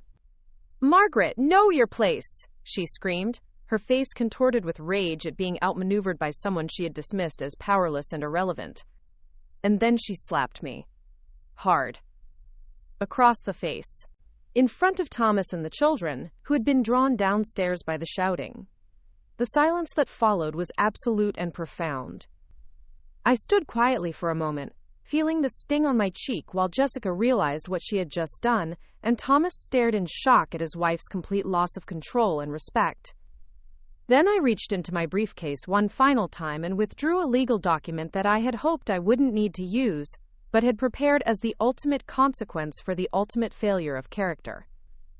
Jessica, I said calmly, placing the document in her trembling hands, this is a restraining order that has been prepared and pre-approved based on documented evidence of elder abuse and domestic violence. It requires you to maintain a minimum distance of 500 feet from me at all times. I gathered my materials and walked toward the door, pausing to address Thomas one final time. Thomas, this restraining order also includes provisions that will affect your employment and professional standing. My consulting firm has contracts with your employer, and we will be recommending that they not renew those agreements due to concerns about the family stability and character of their senior project managers. But Mom, Thomas began desperately. Thomas, the restraining order includes a clause that requires you to choose between maintaining your relationship with Jessica and maintaining any potential relationship with me. If you remain married to someone who has committed documented elder abuse, you will be permanently excluded from any business or personal relationship with me or my company. I walked out of Thomas and Jessica's house carrying the same small briefcase I had brought with me that evening, but leaving behind a family whose assumptions about aging, respect, and family responsibility had just cost them access to a business empire they had never imagined existed. 6 months later, I received a letter from Thomas that showed he had finally understood the magnitude of his miscalculation and made his choice. Mom, he wrote, I filed for divorce from Jessica 3 days after you left our house that night. I've spent every day since then thinking about what kind of person I had become during those 6 months, and what kind of person I married who could slap a 70-year-old woman for revealing that she was more successful than we had ever imagined. Quote, Thomas went on to explain that Jessica had suffered a complete social and professional collapse when word spread throughout Austin's business community about her treatment of me. Her marketing clients had terminated their contracts, her professional network had distanced themselves from her, and she had been forced to leave Austin entirely to escape the reputation consequences of her behavior. I realize now that I didn't just lose access to a business empire I never knew about, Thomas continued. I lost my relationship with the most accomplished woman I've ever known, because I was too arrogant and assumption-driven to see who you really were, or treat you with the respect you deserved, regardless of what I thought your circumstances might be. Thomas explained that he had enrolled in graduate business courses to understand the industry I had mastered, had begun volunteering with elder advocacy organizations to learn about respect and dignity for aging family members, and was working to become someone worthy of his children's respect and potentially, someday, mine. I know I can never undo what happened or earn back your trust completely, he concluded. but I want you to know that your lesson about assumptions, respect, and character has changed how I think about family, aging, and the value of people whose capabilities might not be immediately obvious. I hope someday I can prove that I learned something valuable from the most expensive mistake I'll ever make. I responded to Thomas's letter with a carefully crafted business proposal. 6 months after that, Thomas began working as a senior project manager for Chen Strategic Solutions, where he has spent the past 2 years learning about professional excellence, client service, and the business expertise his mother had been trying to share with him all along. He has proven himself to be a capable engineer and a dedicated father who now teaches his children about respecting elderly people and never making assumptions about anyone's worth based on age, appearance, or circumstances. Jessica, meanwhile, left Texas entirely and now works in small-market digital marketing in a city where no one knows about her history of elder abuse or her catastrophic misjudgment of family dynamics and business relationships. As for me, Chen Strategic Solutions has continued to grow and expand, now operating in 6 states and employing over 500 people. We recently opened our newest division focused specifically on elder advocacy consulting, helping families and organizations develop better approaches to respecting and utilizing the wisdom and experience of older adults. I also established the Chen Foundation for Elder Dignity, which provides legal support for elderly individuals who experience discrimination or abuse from family members who mistake vulnerability for powerlessness and assumption for truth. The business card I placed on Thomas and Jessica's dining room table that September evening now hangs framed in my office, along with the restraining order that taught an entire family that respect isn't negotiable, dignity isn't conditional, and treating people well isn't. What happened in the weeks and months following that September evening would prove that the slap Jessica delivered wasn't just a moment of lost control.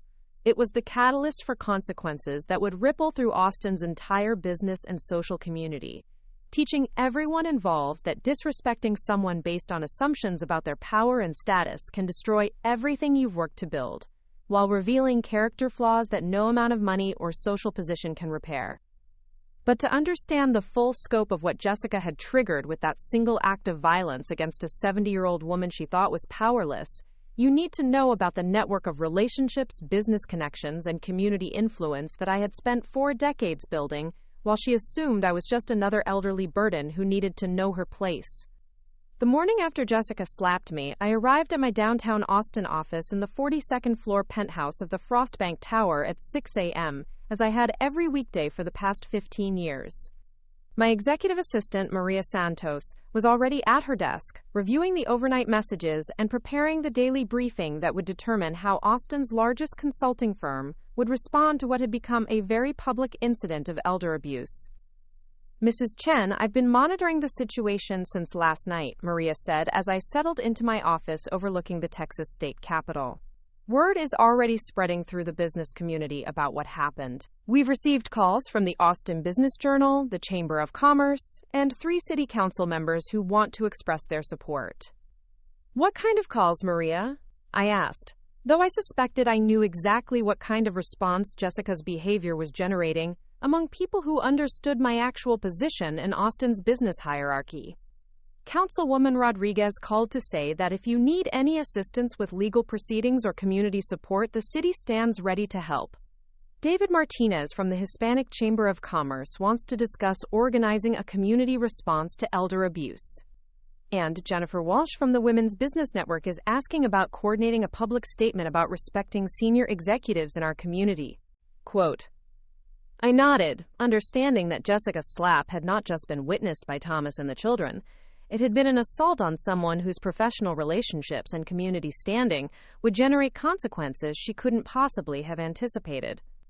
Maria, please schedule meetings with all 3 of them for this afternoon, and contact our legal team about implementing the comprehensive response strategy we prepared for situations involving threats or violence against our executive leadership.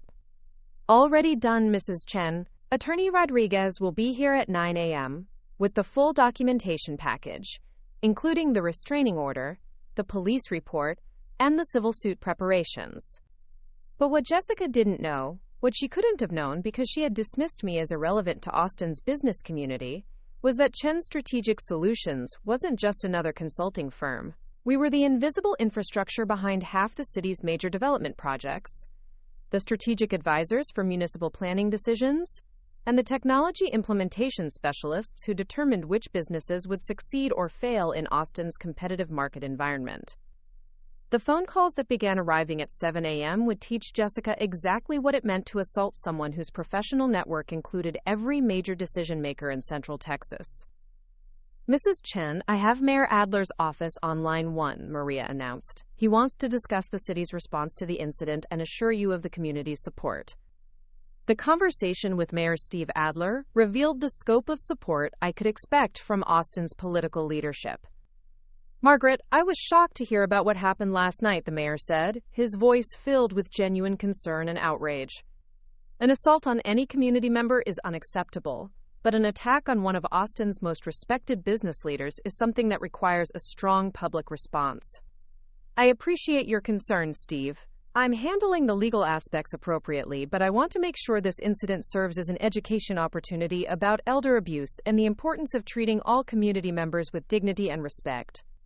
Margaret, you know the city will support whatever approach you think is most effective. Your consulting work has been invaluable to our community development efforts, and anyone who threatens or harms you is threatening the stability and progress of our entire city." Quote, but the mayor's call was just the beginning. Over the next 2 hours, I received personal calls from every major business leader, community organization director, and political figure in Austin, each expressing outrage about Jessica's behavior and offering support for whatever consequences I deemed appropriate. At 9 a.m., my legal team arrived with documentation that would ensure Jessica's assault had ramifications extending far beyond the criminal charges and civil suit.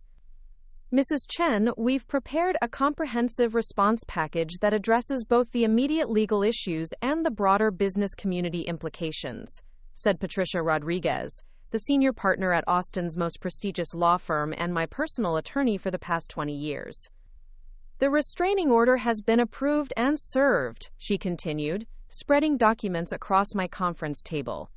"But more importantly, we've documented the business relationships and professional connections that were threatened by this assault, creating grounds for both civil damages and professional consequences." "What kind of professional consequences, Patricia?" "Mrs. Chen, Jessica Martinez operates a marketing consulting business that depends on professional referrals and community reputation. We've identified 37 local businesses that have contracts or professional relationships with your firm, and all of them have been notified about the incident and your company's position regarding vendors or partners who engage with individuals involved in elder abuse." This was the moment when Jessica would begin to understand that attacking someone based on assumptions about their powerlessness can destroy everything you've built when those assumptions prove catastrophically wrong. "Additionally," Patricia continued, "we've documented Thomas's employment with Henderson Engineering, which has 3 active contracts with Chen Strategic Solutions worth approximately $2.3 million. Those contracts include professional conduct clauses that may be triggered by this incident." "And the civil suit?" "We're seeking damages for assault, elder abuse, emotional distress, and interference with business relationships. The amount will be substantial enough to ensure this incident serves as a deterrent for anyone who might consider similar behavior toward elderly community members." Quote, but what Jessica still didn't understand, what she wouldn't understand until it was too late to prevent the complete destruction of her professional and social standing, was that my response to her assault would involve not just legal consequences, but a systematic demonstration of how quickly someone's life can unravel when they reveal their true character to people with the power to enforce standards of decency and respect. The first wave of consequences began arriving at Jessica's office that same morning. At 10 a.m., Jessica received a call from Austin Marketing Associates, her largest client, informing her that they were terminating their contract immediately due to, quote, concerns about professional conduct and community standing. At 10:30 a.m., the Austin Chamber of Commerce called to inform her that her membership was being suspended pending investigation of the elder abuse allegations. At 11 a.m., 3 of her smaller clients called to cancel their contracts, explaining that they couldn't risk their own reputations by associating with someone accused of assaulting a 70-year-old woman. By noon, Jessica had lost approximately 60% of her business income, and was beginning to understand that her moment of violent disrespect would have consequences extending far beyond anything she had imagined possible. But I wasn't finished. At 2 p.m., I convened a meeting with Austin's business community leaders that would ensure Jessica's behavior became a cautionary tale about character, respect, and the importance of treating elderly people with dignity, regardless of their apparent circumstances. The conference room in my office filled with 15 of Austin's most influential business leaders, including the presidents of the Chamber of Commerce, the Technology Association, the Women's Business Network, and the Hispanic Business Coalition, along with representatives from major corporations including Dell, IBM, Samsung, and Apple. Thank you all for coming on such short notice, I began, addressing the group that collectively controlled millions of dollars in business opportunities and professional advancement possibilities throughout Central Texas. As you know, I was assaulted last night by someone who made assumptions about my power and relevance based on my age and apparent circumstances. This incident provides an opportunity for our business community to make a clear statement about how we expect elderly community members to be treated, regardless of their perceived status or influence.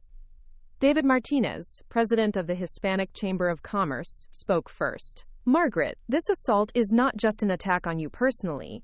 It's an attack on the values our business community claims to uphold. We need to respond in a way that makes clear this behavior is unacceptable. Jennifer Walsh from the Women's Business Network agreed. Margaret, you've been a mentor and supporter to dozens of women entrepreneurs in Austin. An assault on you is an assault on everyone who values respect, dignity, and professional conduct in our community. The consensus was immediate and unanimous. Jessica's behavior required a coordinated community response that would serve as a deterrent for anyone who might consider similar disrespect toward elderly community members. I propose we establish the Austin Business Community Standards Initiative, said Robert Chen, no relation, CEO of Austin's largest tech incubator. Any business or individual involved in elder abuse or discrimination will be excluded from our professional networks, vendor relationships, and collaboration opportunities. The motion was approved unanimously, creating a permanent framework for ensuring that Austin's business community would actively oppose disrespect and abuse toward elderly people, with consequences that could destroy careers and businesses. But the most devastating consequence for Jessica was still to come. At 4 p.m., I received a call that would demonstrate the ultimate power of professional networks and community relationships when someone violates fundamental standards of human decency. Mrs. Chen, this is Sandra Williams from the Austin Business Journal. We're preparing a feature story about the elder abuse incident and your role as one of Austin's most influential business leaders. Would you be available for an interview this afternoon? The interview that followed would ensure that Jessica's assault became public knowledge throughout Austin's business community, with consequences that would extend far beyond her immediate professional relationships. Mrs. Chen, can you tell our readers about what happened last night and how it reflects broader issues of elder abuse and discrimination in our community? Quote, Sandra, what happened last night was a perfect example of how dangerous assumptions can be when people judge others based on age, appearance, or perceived circumstances. Someone made assumptions about my powerlessness and irrelevance, and those assumptions led to behavior that was not just legally wrong, but morally unacceptable. What message do you hope this incident sends to Austin's business community? I hope it reminds everyone that treating people with respect and dignity isn't conditional on what you think they can do for you. Every elderly person deserves to be heard, valued, and protected from abuse, regardless of their apparent resources or influence. What consequences do you expect for the person who assaulted you? I expect the legal system to address the criminal aspects appropriately, but more importantly, I expect our business community to make clear that this behavior is inconsistent with the values we claim to uphold, and that there are professional and social consequences for people who abuse elderly community members. The article that appeared in the Austin Business Journal the next morning would complete Jessica's professional destruction and ensure that her moment of violent disrespect became a cautionary tale throughout Central Texas. Under the headline, Assault on Austin Business Leader Triggers Community Response to Elder Abuse, the article detailed not just the incident itself, but my 42-year career building one of Austin's most successful consulting firms, my role in major municipal development projects, and the business community's coordinated response to ensure accountability for elder abuse. The article included quotes from Mayor Adler, 5 city council members, and a dozen business leaders, all expressing outrage about the assault and support for stronger protections for elderly community members. It also included a detailed description of Chen Strategic Solutions' role in Austin's technology infrastructure, economic development, and municipal planning, making clear that Jessica had assaulted not just an elderly woman, but one of the city's most influential business leaders. But perhaps most devastating for Jessica was the article's conclusion, which detailed the immediate professional consequences of her behavior. Martinez Marketing Consultants, the business operated by the alleged perpetrator, has already lost several major clients and has been suspended from the Austin Chamber of Commerce pending investigation. Multiple business leaders have indicated that the incident will affect their willingness to work with individuals or companies associated with elder abuse. By the time the article was published, Jessica had lost 80% of her client base, been excluded from every major professional organization in Austin, and discovered that her reputation in the business community had been permanently destroyed by 30 seconds of violent disrespect towards someone she had assumed was powerless to defend herself. But the consequences extended beyond just Jessica's professional destruction. 3 days after the assault, Thomas received a call from his supervisor at Henderson Engineering that would force him to choose between his marriage and his career.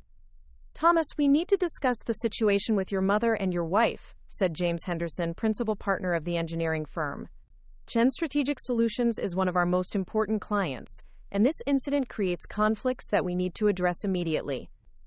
"What kind of conflicts, Mr. Henderson?" "Thomas, your wife assaulted one of our major clients. The contracts we have with Chen Strategic are worth over $2 million annually. And Margaret Chen has been clear that she won't work with organizations that employ people connected to her abuser." The choice Thomas faced was simple but devastating: divorce Jessica and potentially maintain his career and relationship with his mother, or stay married and lose both his job and any possibility of reconciliation with the family member he had spent 6 months disrespecting and underestimating. "Thomas, I'm sorry to put you in this position, but the firm's relationship with Chen Strategic Solutions is too important to risk. If you remain married to someone who has assaulted our client, we'll have to terminate your employment." That evening, Thomas sat down with Jessica for the conversation that would determine the rest of both their lives. "Jessica, I can't continue this marriage," Thomas said, his voice filled with the weight of understanding how completely their assumptions about my powerlessness had destroyed their future. "What you did to my mother wasn't just wrong. It was devastating for both of us, professionally and personally." Quote, "Thomas, I made a mistake, but we can work through this. We can apologize, get counseling, and rebuild our relationships." "Jessica, you didn't make a mistake. You revealed who you really are when you thought no one important was watching. You slapped a 70-year-old woman because she had more knowledge and power than you assumed was possible."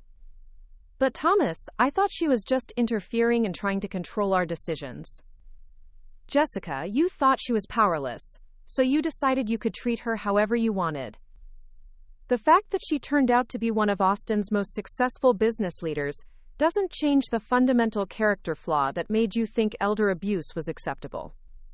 The divorce proceedings that followed would complete the destruction of Jessica's life in Austin and ensure that her moment of violent disrespect had consequences that extended far beyond immediate legal and professional penalties. As part of the divorce settlement, Thomas agreed to seek counseling about respecting elderly family members and to complete community service focused on elder advocacy. He also agreed to pay substantial spousal support to Jessica, but only on the condition that she leave Austin permanently and never return to Central Texas. 6 months after the assault, Jessica had moved to a small town in Oklahoma where no one knew about her history of elder abuse or her catastrophic misjudgment of professional relationships and community standing. She now operates a small digital marketing business serving local retailers and service providers, earning approximately 10% of what her Austin business had generated, before she decided that a 70-year-old woman needed to know her place. Meanwhile, Thomas spent a year in intensive counseling about family relationships, respect for elders, and the importance of questioning assumptions rather than acting on them. He completed 500 hours of community service with Austin's Elder Advocacy Center, where he learned about the widespread nature of elder abuse and the importance of protecting elderly community members from discrimination and violence. After demonstrating genuine commitment to personal growth and character development, Thomas applied for a position with Chen Strategic Solutions. The interview process was extensive and challenging, designed to ensure that he understood not just the professional requirements of consulting work, but the personal character standards expected of employees in a firm that served as a community leader in promoting respect and dignity for all people. "Thomas," I said during his final interview, "before I consider offering you a position with my company, I need to understand what you learned from the experience of dismissing and underestimating someone based on assumptions about their capabilities and relevance." "Mom, I learned that respect isn't conditional on what someone can do for you. I learned that assumptions about people's worth based on age, appearance, or circumstances can blind you to their actual knowledge and capabilities. And I learned that character is revealed not by how you treat people who can help you, but by how you treat people you think can't defend themselves. And what would you do differently if you encountered a similar situation in the future?" I would listen before judging, investigate before assuming, and treat everyone with dignity and respect, regardless of my assumptions about their background or circumstances. I would remember that every person has value and potential contributions that might not be immediately obvious. The position Thomas eventually accepted was not a senior role, but an entry-level consulting associate position where he could learn the business from the ground up while demonstrating his commitment to the professional and personal standards his behavior had previously violated. Over the past 2 years, Thomas has proven himself to be a dedicated employee, a committed father who teaches his children about respecting elderly people, and a person who genuinely learned from the most expensive mistake of his life.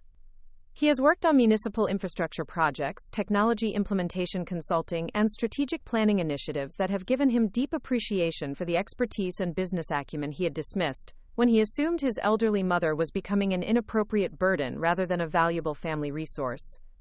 His children, now 12 and 14, have spent significant time with me learning about business, professional excellence, and the importance of treating all people with dignity and respect. They understand that their grandmother is not just a family member, but a community leader whose work affects thousands of people throughout Central Texas.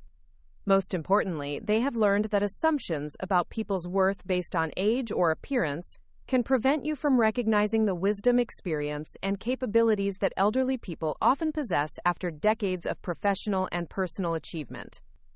As for me, the assault Jessica committed served as the catalyst for expanding Chen Strategic Solutions' community impact beyond business consulting into active advocacy for elderly rights and dignity.